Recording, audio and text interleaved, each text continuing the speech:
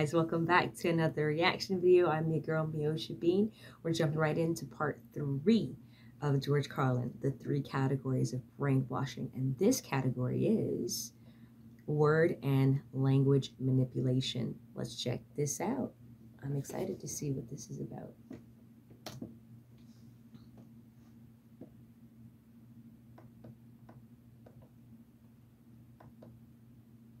I don't like words that hide the truth. I don't like words that conceal reality. I don't like euphemisms or euphemistic language. And American English is loaded with euphemisms because Americans have a lot of trouble dealing with reality. Americans have trouble facing the truth. So they invent a kind of a soft language to protect themselves from it. And it gets worse with every generation. For some reason, it just keeps getting worse. I'll give you an example of that. There's a condition in combat, most people know about it. It's when a fighting person's nervous system has been stressed to its absolute peak and maximum, can't take any more input. The nervous system has either snapped or is about to snap. In the First World War, that condition was called shell shock. Simple, honest, direct language, 2 syllables, shell shock. Almost sounds like the guns themselves. That was 70 years ago. Then a whole generation went by, and the Second World War came along, and the very same combat condition was called battle fatigue. 4 syllables now. Takes a little longer to say. Doesn't seem to hurt as much. Fatigue is a nicer word than shock. Shell shock. Battle fatigue. Then we had the war in Korea, 1950. Madison Avenue was riding high by that time, and the very same combat condition was called operational exhaustion. Hey, we're up to 8 syllables now. And the humanity has been squeezed completely out of the phrase. It's totally sterile now. Operational exhaustion. Sounds like something that might happen to your car.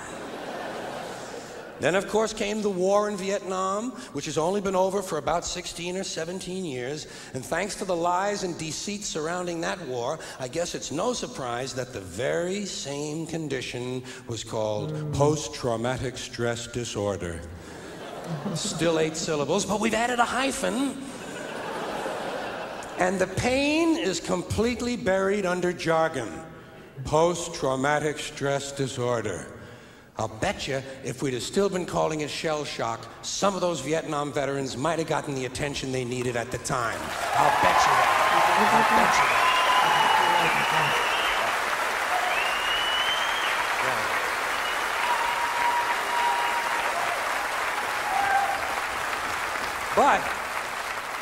But it didn't happen. And one of the reasons is because we were using that soft language, that language that takes the life out of life. And it is a function of time. It does keep getting worse. Give you another example. Sometime during my life, toilet paper became bathroom tissue. Right. I wasn't notified of this.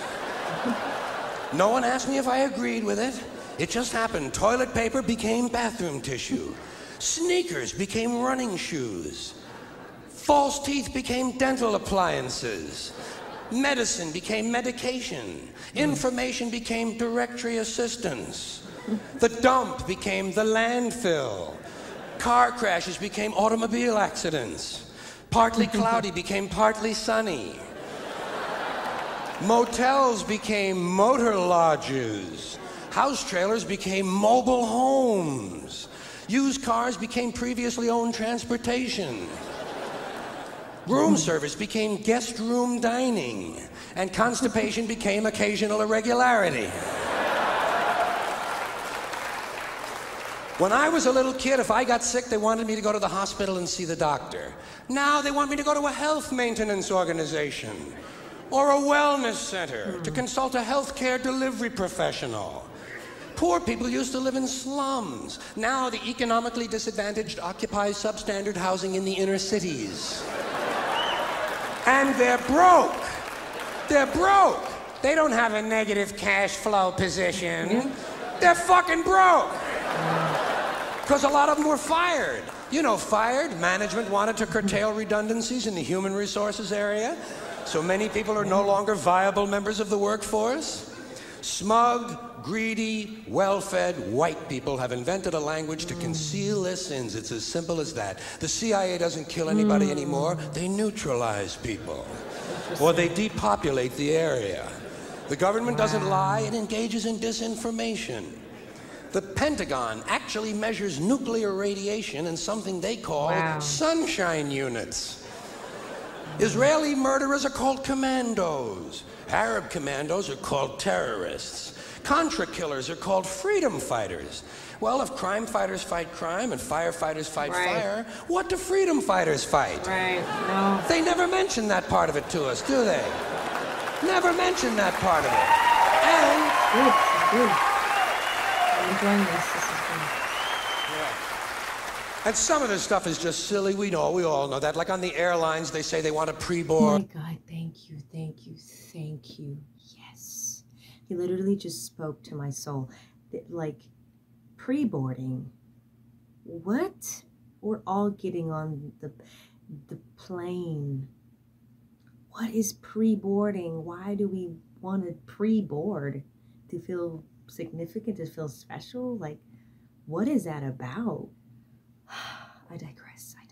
I just find it so strange that people like feel some type of way, and it's like, why spend extra money, to pre-board? I'm with him on that. It's insane. It's silly. Well, what the hell is pre-board? What does that mean? To get on before you get on? They say they're going to pre-board those passengers in need of special assistance. Cripples. Simple, honest, direct language. There's no shame attached to the word cripple that I can find in any dictionary. No shame attached to it. In fact, it's a word used in Bible translations. Jesus healed the cripples. Doesn't take 7 words to describe that condition. But we don't have any cripples in this country anymore. We have the physically challenged. Is that a grotesque enough evasion for you? How about differently abled? I've heard them called that, differently abled. You can't even call these people handicapped anymore. They'll say, we're not handicapped, we're handy-capable. These poor people have been bullshitted by the system into believing that if you change the name of the condition, somehow you'll change the condition. Well, hey, cousin, doesn't happen. Doesn't happen.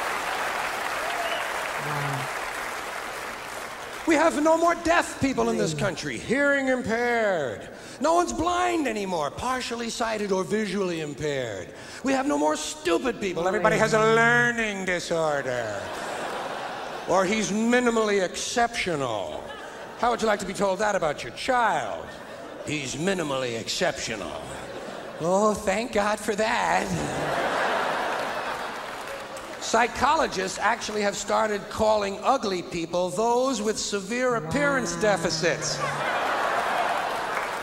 It's getting so bad that any day now I expect to hear a rape victim referred to as an unwilling sperm recipient.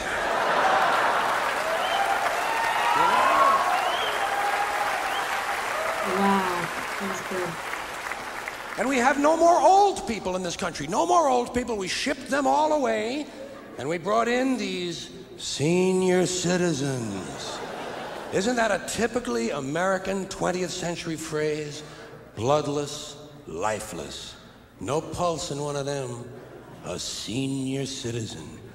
But I've accepted that one. I've come to terms with it. I know it's here to stay. We'll never get rid of it. That's what they're going to be called, so I'll relax on that. But the one I do resist, the one I keep resisting, is when they look at an old guy and they'll say, look at him, Dan. He's 90 years young.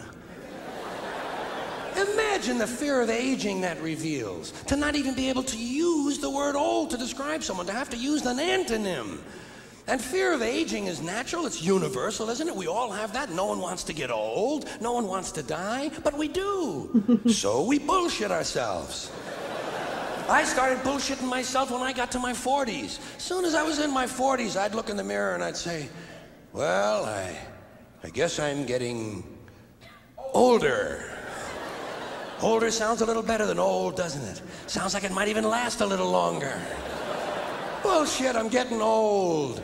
And it's okay, because thanks to our fear of death in this country, I won't have to die. I'll pass away.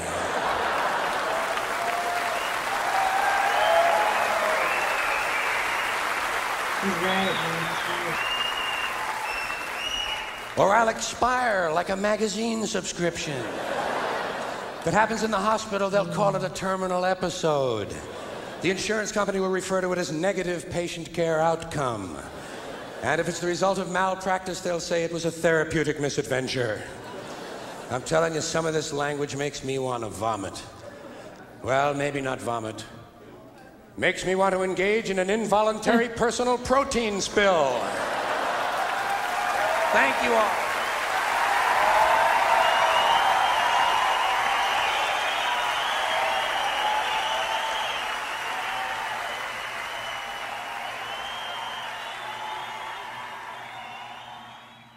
Wow, that was great. Thank you guys for recommending that. That was so good. He's so right about this brainwashing, and that's how they get us. A lot of people are brainwashed in the world. They think just like that, and he's just literally set it up. It's funny, but it's true. It's funny, but it's true. That happens. People are just so brainwashed today. Man, it's crazy how far we've come. We have to, like, I love that you can live in the world and not be brainwashed or not be in the matrix. Why don't you? You know what I mean? You don't have to, you know, be bamboozled by the system. You know what I mean? It's crazy though when you think about it, like how people are. Well, God bless him for, you know, speaking the truth and telling the truth, even at his level of fame. You know, being a famous comedian in those times. I'm sure there were times that he probably. Well, I don't take him as the kind of guy that's like afraid of saying anything. But we live in a culture now that it's like, don't say that or you'll be canceled. He would have been canceled if he's here, if he was alive today. Well, he couldn't be canceled, but you know what I mean? They would try to cancel him, is what I'm saying, if he was still living. And it's pathetic that people do that. That's the kind of world we live in. But you know, hey, I'm glad that he said those things, because it's so real and so necessary for people to hear it even now. Even though this video was so many years ago, it's so necessary for people to hear that, because people forget. You know, people forget and yeah, they don't know. It's crazy. I enjoyed that. I really enjoyed that. It was really good. Thank you guys for watching. Thank you guys for listening. And always remember to live, love, laugh. Also, guys, hit the notification bell for all new videos that are happening on this page.